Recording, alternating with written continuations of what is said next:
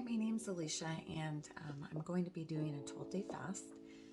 So this is something that I do when I notice that I'm not doing so well with my health. I have a couple conditions that will cause flares, and I can notice that maybe I have more pain or I can't think as clear. I'm having a hard time saying words and remembering things. And maybe some added symptoms that I didn't have before. So those conditions I have are Lyme and small fiber neuropathy, hypothyroidism, and postural orthostatic tachycardia.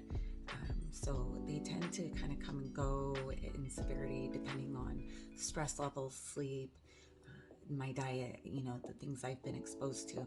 So over the past month, I've been noticing some new symptoms. Feeling a lot of shaking in my muscles, kind of different than my tremors. Kind of having a harder time functioning.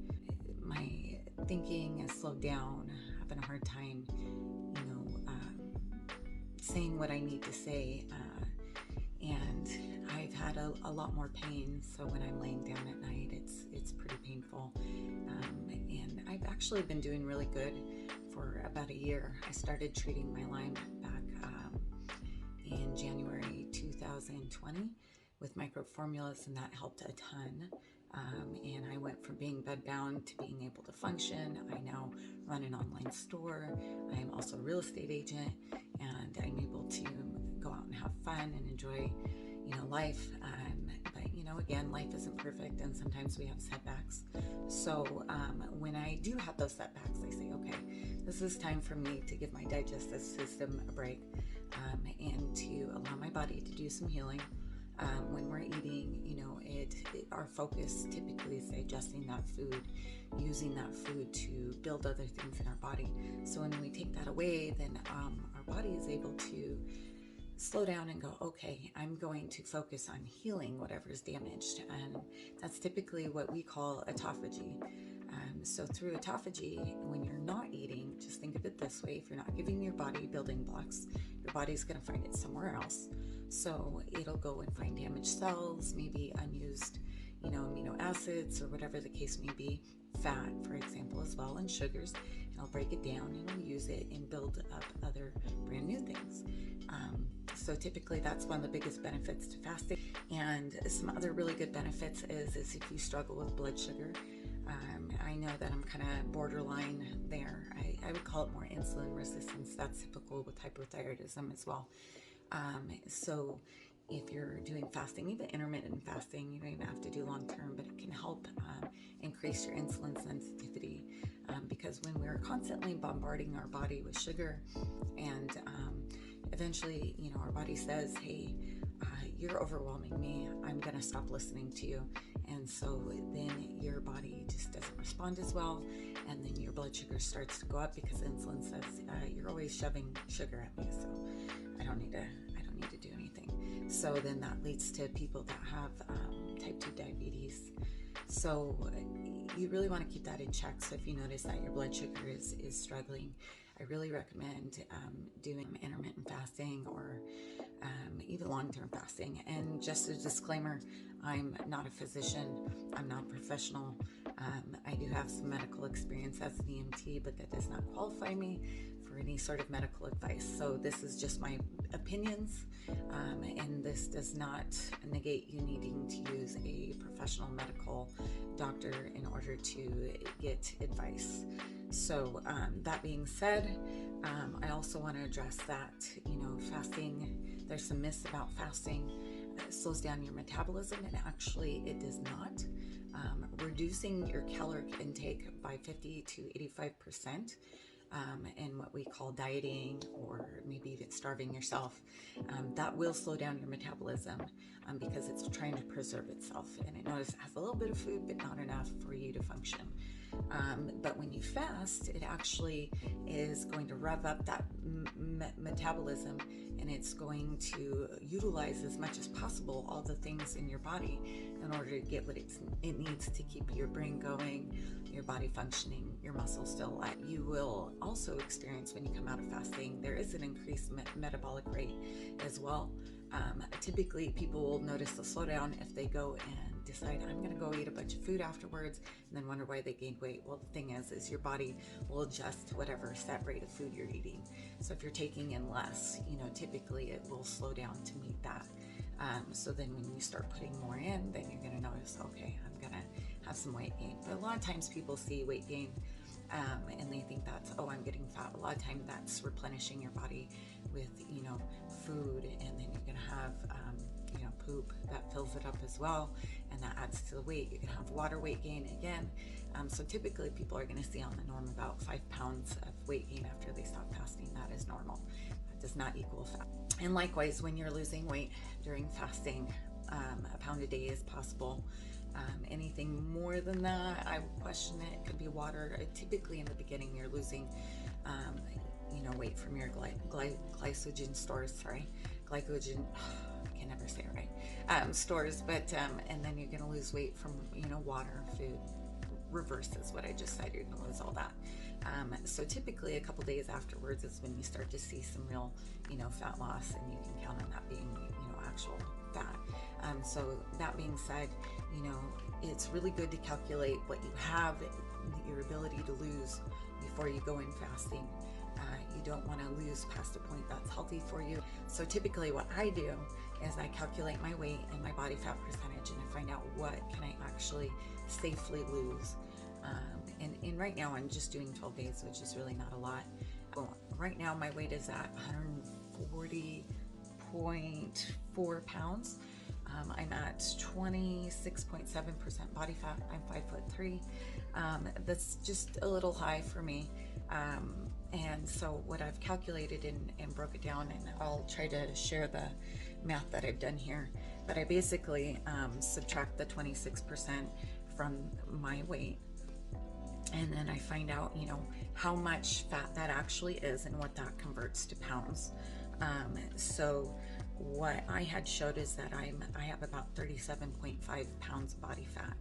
And, obviously you can't lose all that weight because you need some of that fat that's protected to your body. So typically women, you don't want to go below, you've got bodybuilders at 11%. So you kind of want to figure where that is as far as the 11% is for you. So that leaves me with about 22 pounds of body fat that I could lose. That equals to about a pound a day when you're fasting. So that gives me about 22 days if I were to go my max. And then that puts me at 118 pounds. Now this science isn't exact when it comes to body weight. So when we're losing weight while fasting, this calculation isn't exact. Things aren't always going to add up, perfectly to the numbers that I've, given you, or the formula. But that's kind of a good roundabout. So 12 days is about half of that, 22. So I should be good. So I'll be keeping track and I'll be measuring. Another thing that a lot of people think when they're fasting is you lose muscle first, which is a myth. God did not design our bodies to just waste all our muscle if we had no food to eat. That doesn't make sense. I don't know how you would get out and get food and hunt.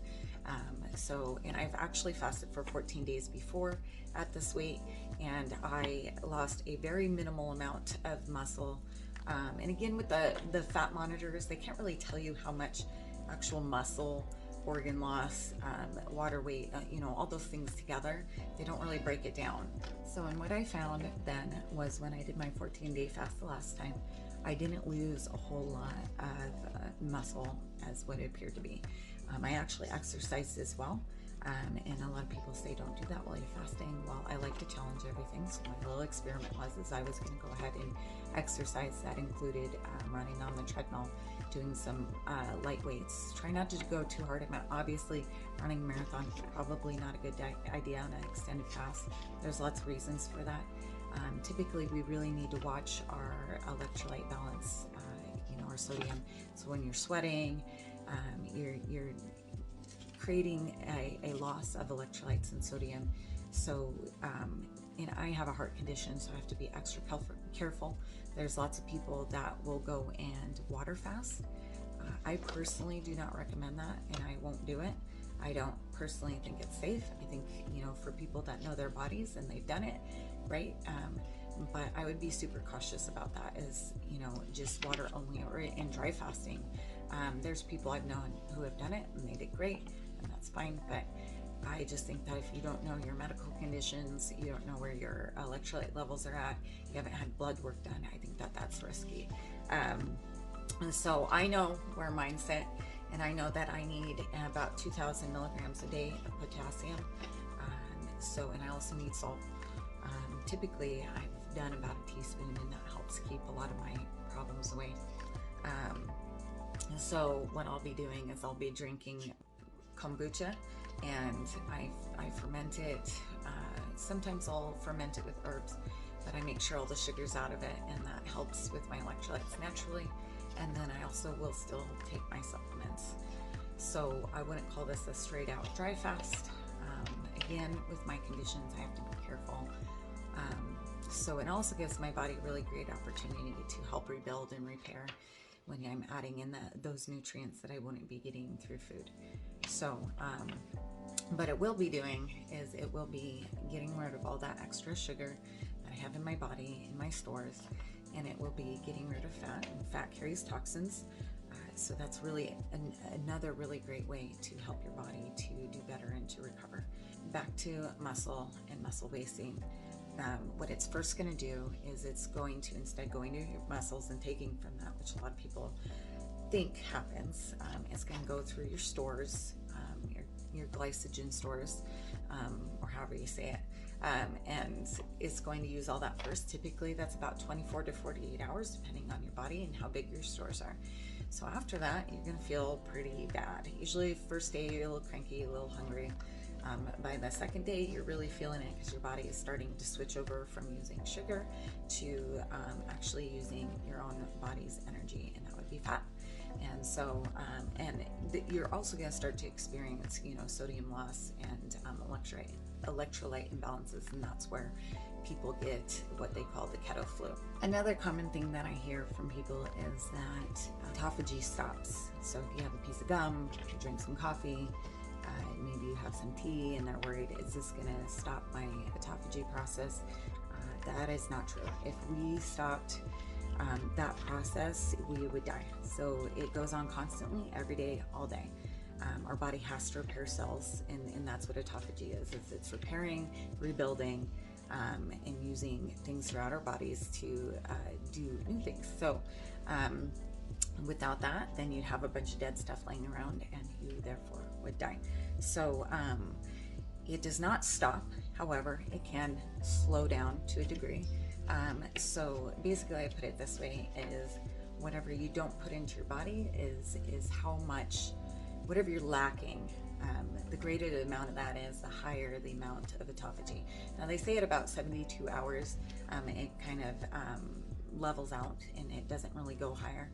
I don't know that they've done extensive testing further on longer extended fasting, but I think that there's got to be a limit, because if you were to just start breaking down everything extensively, then we would probably disappear or something weird.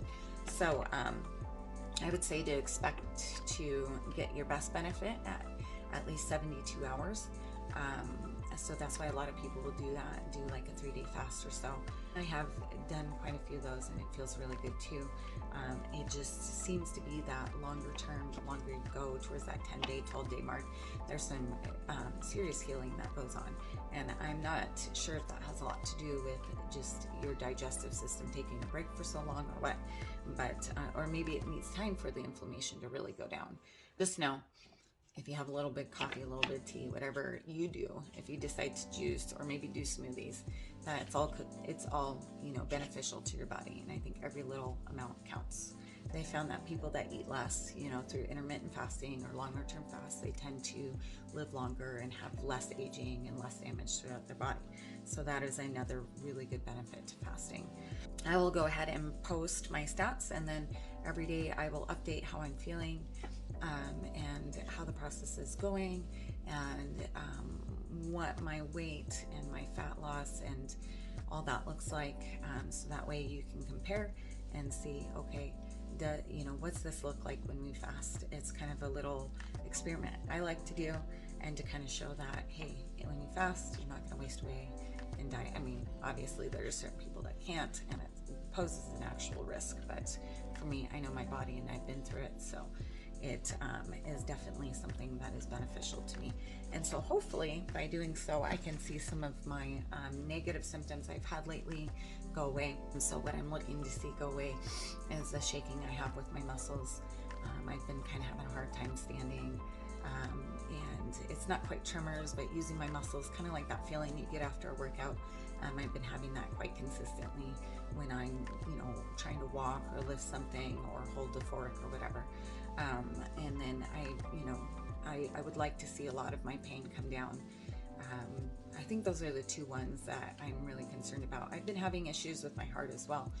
Like I said, I did have an MRI this last week. I've had a lot of chest pain, and we're trying to decide, is that my heart conditions, or is that maybe inflammation going on in my ribs? There's a condition called costochondritis. I can't say it either. And that can cause a lot of pain and sometimes feel like heart attacks and stuff. So, and I know I have that, and that does cause pain, but I've been having more going through the center of my chest. So I'm hoping that that also as well will level out, because it's kind of created a flip-floppy issue with my heart when I lay down, and it seems to be a lot more sensitive and irritable. So let's see if that helps, and I appreciate you watching my video, and please follow and like my page, and if you want to join me, let me know and make a comment in the comment section. Have a great day.